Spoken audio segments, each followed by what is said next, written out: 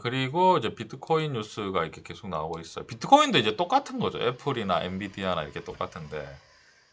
그러니까 떨어졌을 때는 사도 됩니다. 저 비트코인도 아마 제가 이제 여러분 보세요. 왜냐면 코인 뉴스가 많이 나오니까 한번 다뤄보도록 하겠습니다.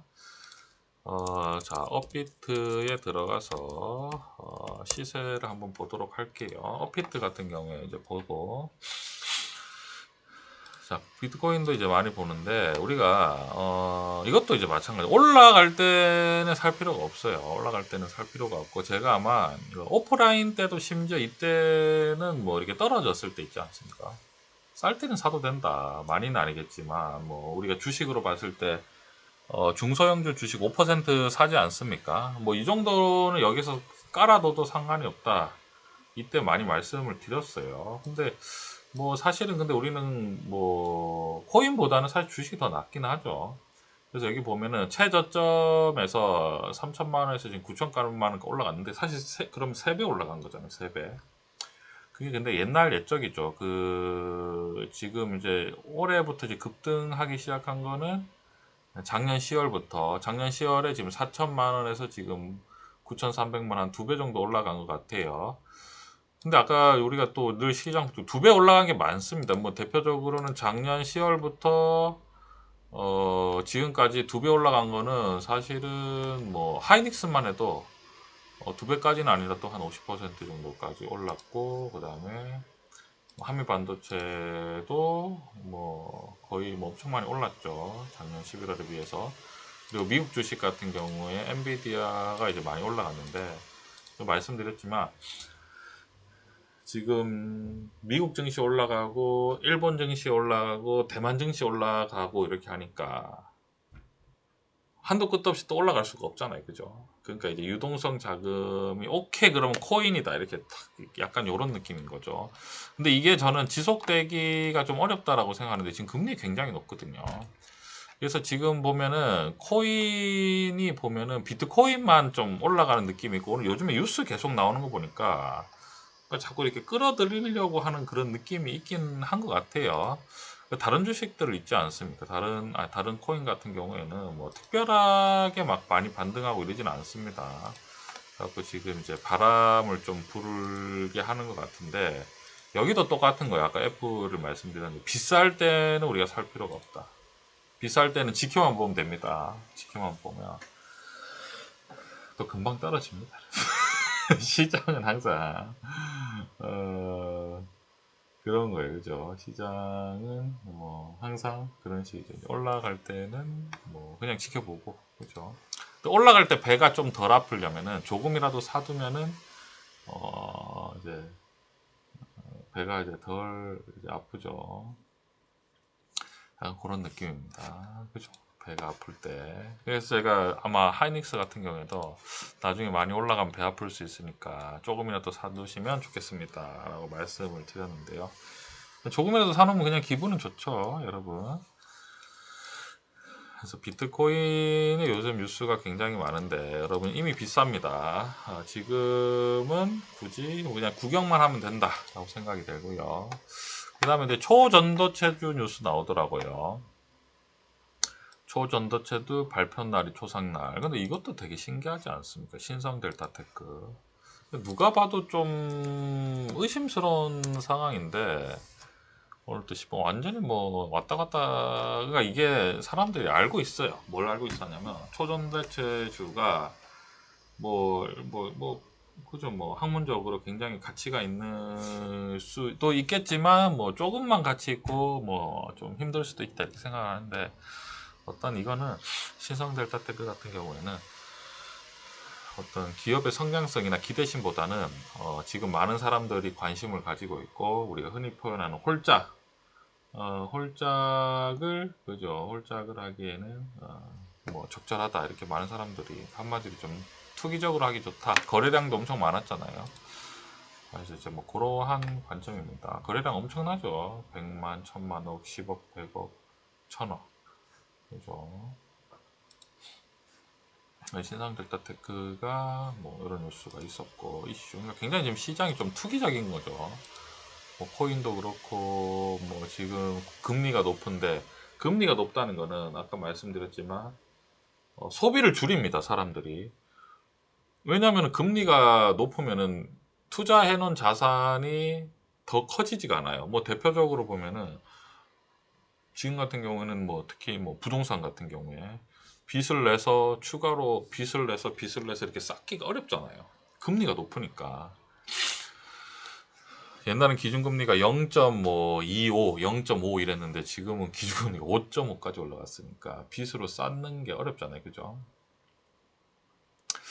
그런 관점 때문에 이제 투자 자산이 좀 어려운데 총 수요가 줄어드는 이제 상황이기 때문에 이제 시장이 어려우니까 투기적으로 흘러가는 거예요.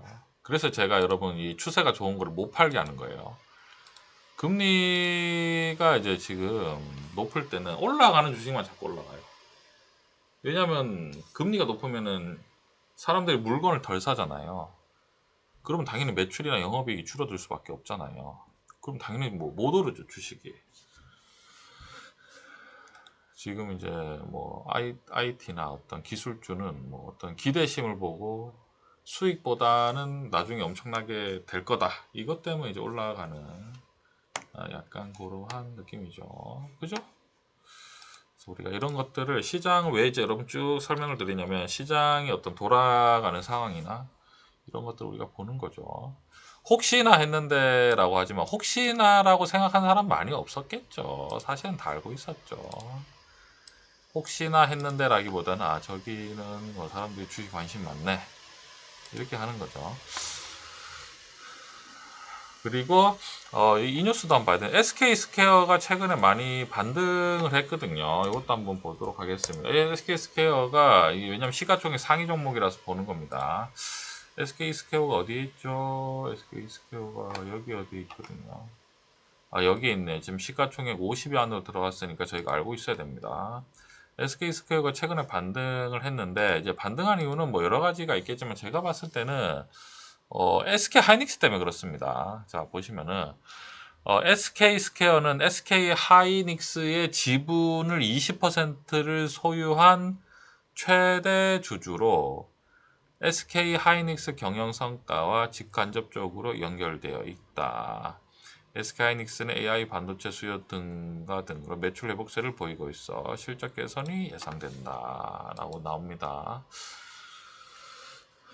사실 SK 그 스퀘어가 좀 어려워요. 뭐 어떤 비즈니스인지 약간 이제 좀 그렇습니다. SK 스퀘어 지금 상장된 지 얼마 안 됐거든요. 복합 산업이라고 나오네요. 비철이 어디서 나오죠? 보안 산업. 이게 IT 아마 그런 그 솔루션 보호막이나 이렇게 커머스 17, 플랫폼 11 조금 이제 어떤 인터넷 이쪽인 것 같은데 매출이 많이 나오진 않을 것 같거든요. 그죠? 매출이 안 나오죠. 근데도 이제 주가가 올라가는 건 뭐냐면은 SK 스퀘어가 뭘 많이 가지고 있다? SK 하이닉스 지분을 20%나 가지고 있기 때문에 상승을 했다. 이렇게 우리가 보시면은 좋겠습니다. 여기 나오네. SK 하이닉스 20%. 그렇죠. 일단 SK 스퀘어 자체는 뭐 수익이 이렇게 큰 회사는 아니지만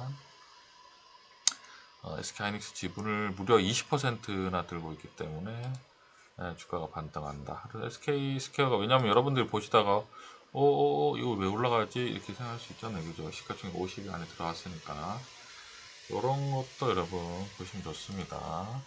그 다음에 지금 테슬라가 오늘 이제 한 7% 정도 떨어졌는데요. 미국 시장에서 이제 7% 정도 떨어졌는데 일단은 이게 어떻게 시장에서 어떻게 받아들일 것 같냐면 애플이 지금 점유율이 떨어지고 있잖아요. 중국에서 이제 애플 폰을 안 산다는 거죠. 왜냐면 지금 뭐 미국하고 중국하고 엄청 사이가 안 좋잖아요. 그러니까 이제 그리고 또 중국 여러분 요즘에 엄청 어렵습니다. 우리가 늘 스터디하지만 중국이 지금 고기를 못 사 먹는다라고 말씀드렸잖아요. 그러니까 이제 원래 사람들이 어려지면 똘똘 뭉치잖아요. 그죠? 어려지면 똘똘 뭉치는데 뭐 우리나라도 어렵긴 한데 중국은 그때 뉴스 보여드렸지만 그 고기 판매량이 줄어들 정도로 지금 좀 어려운 상황이거든요. 중국은 그렇죠. 왜냐면 그냥 주가만 봐도 알 것 같아요. 주가만 봐도 그냥 지금 저점에 있잖아요, 중국이. 우리나라만 코스피를 비교해보면 코스피가 지금 요 정도 저점, 그러니까 중국이랑 비교했을 때는 뭐 상황이 나쁘지, 그러니까 예전 완전히 막 떨어졌잖아요. 폭락했다가 반등하는 거고. 우리나라는 그냥 뭐 옆으로 계속 가는 거죠. 그러니까 우리나라보다 상황이 한 3배쯤 안 좋다는 거거든요. 그러니까 뭐 중국 엄청 힘들겠죠. 우리나라 상황 좋지 않습니다. 그죠? 우리나라는 짠하죠. 우리나라 너무 짠하죠.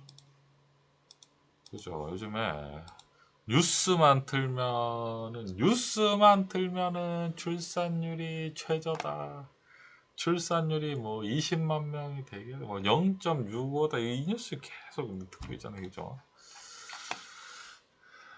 그렇습니다. 그래서 뭐 우리나라도 힘든데 중국은 이제 중국이 그럼 굉장히 힘들어. 아이폰 판매량이 줄어들기 때문에 당연히 전기차도 테슬라가 중국에서 판매량이 는다 준다? 당연히 줄 거라고 생각하겠죠. 거기에다가 이제 중국이 개발 속도 너무 빨라. 테슬라 반의 반값, 저가 전기차 쏟아지는 중국.